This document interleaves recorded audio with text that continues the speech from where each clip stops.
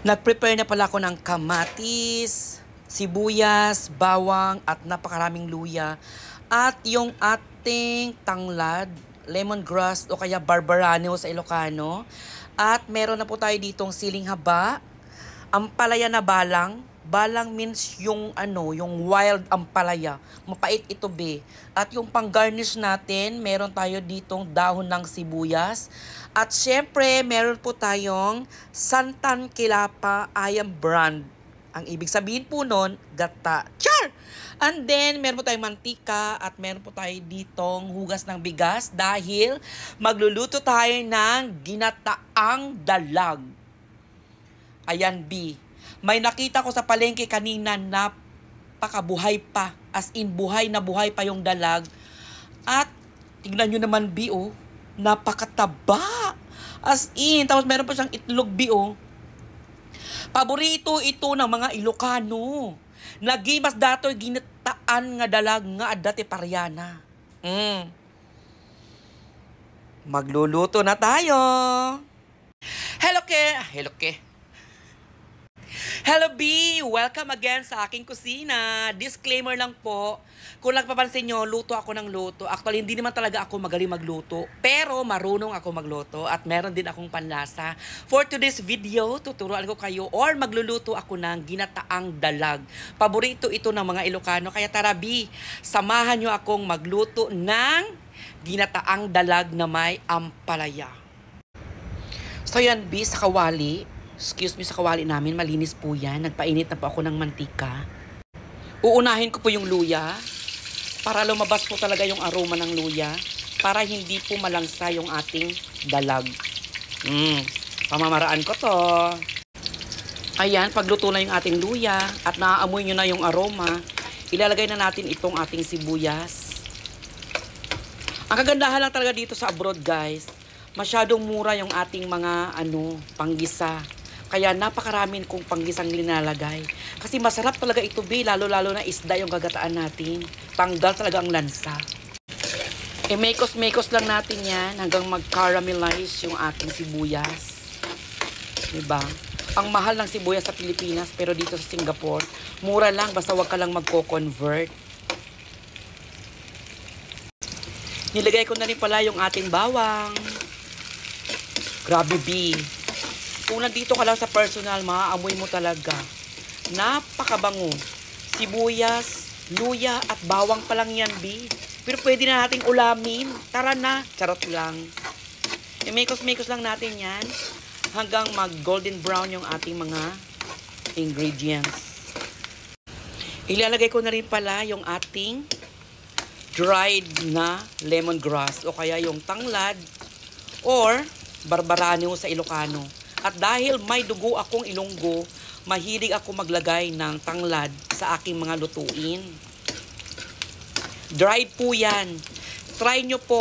Mas masarap po pag dried tanglad yung ilalagay. At ilalagay ko na rin po yung ating sangkatutak na kamatis. Yes, B.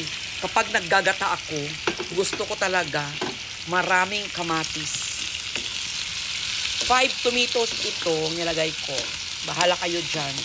Basta gusto ko talaga maraming kamatis. Mayaman ito sa lycopene. Maganda ito sa ating heart. At maganda ito sa ating kutis. Kaya B, kapag mura ang kamatis, damihan nyo ng kamatis ang niluluto nyo. Dahil napakasarap talaga nito, B. Ang sabaw nito mamaya, nag-yellow. Dahil sa kamatis. At kung ganito lang nga, kaluto yung ating kamatis, as in durog-durog na siya, ready na natin ilagay yung ating dalag.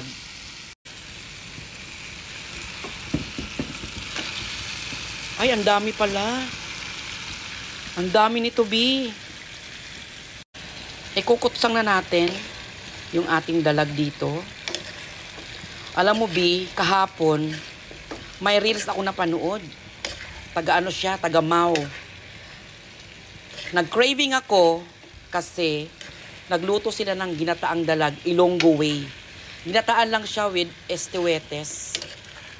Wala siyang gulay. As in pure gata lang siya. Ang sarap, B, kaya nag-craving ako. Saktong-sakto, nung pumunta ako ng palengke, after ko mag-gym, may nakita akong dalag. As in, buhay na buhay dahil lumalangoy pa sila. Kahit naaawa ako sa dalag, B, kumuha talaga ako ng 4. Ang sabi ng nagbebenta, kunin mo na lahat yung 6 kasi wala nang bibili niyang 2. Kaya ayan, 6 na dalag yung lulutuin ko ngayon. At tignan nyo naman kung gaano siya kataba, B. Ang sarap dito, lalo na itong ulo. Ikukutsang natin siya tabi sa kanyang hanggang sa ito ay makutsang-kutsang talaga. Para hindi talaga, manuot talaga yung lasa ng kamatis at ng mga aromatics na nilagay natin. Kutsang na yung ating mga isda. Kaya lagyan natin siya ng hugas bigas with gata.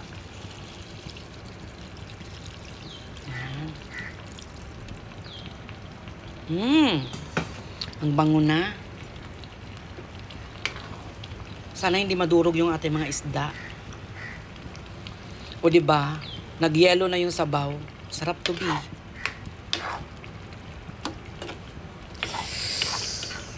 Sarap.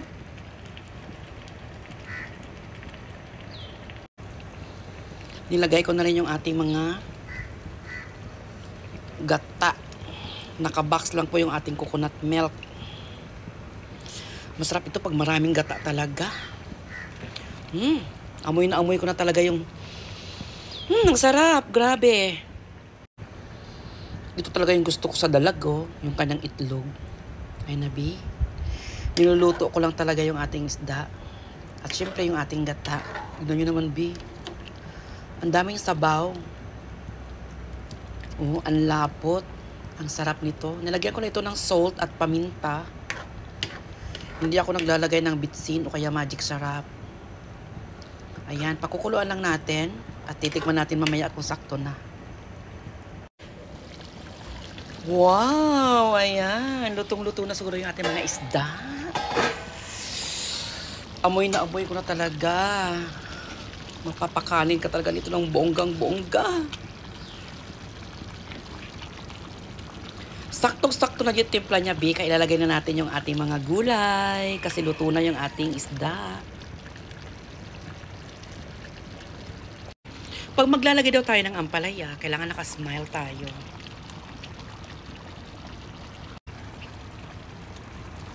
Ganyan. Nakasmile tayo. Lagay natin na yung ampalaya at saka yung sili.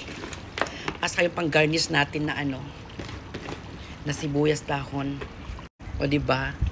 Ang sarap-sarap. Excited na akong kumain kasi hindi ako kumain kanina pa. Ayan. Lutuin lang natin yan. Ampalaya natin. After nyan ay pwede na tayong kumain, tikman at asapin ang sarap ng ginataang dalag. Ayan, B, luto na yung ating ginataang dalag na may ampalaya. Tara, kumain na tayo, B. Titikman natin kung ano ba talagang lasa ng pinagmamalaki ni Mr. Ribon Singapore. Ayan, B, titikman na natin yung niluto kong ginataang dalag. O, ayan, o. Sabaw.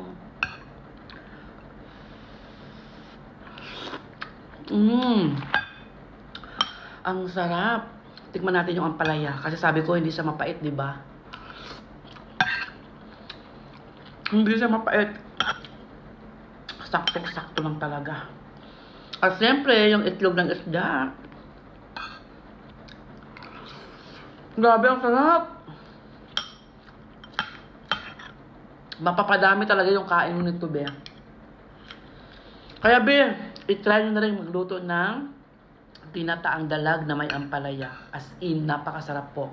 Thank you for watching. Don't forget to like, follow, and share.